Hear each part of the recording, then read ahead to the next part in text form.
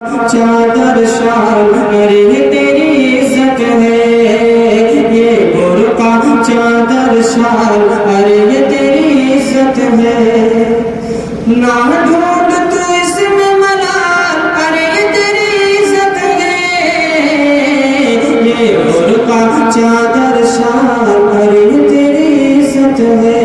حج کا حکم کس دور میں نازل ہوا؟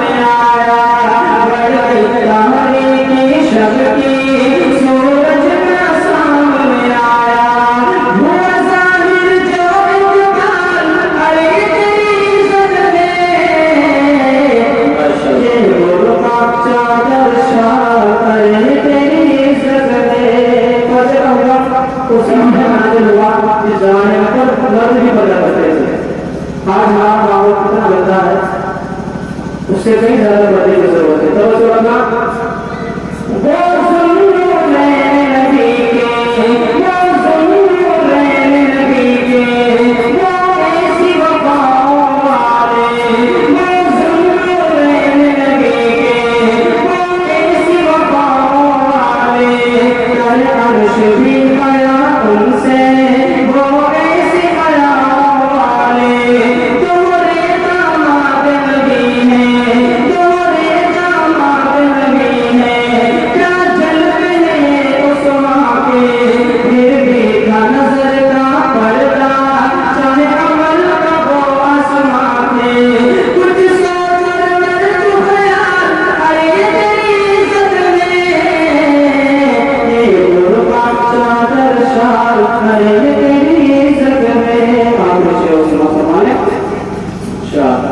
ہماری ماں بہنوں کو پردے کی برکت سے کیا ہوا ملا؟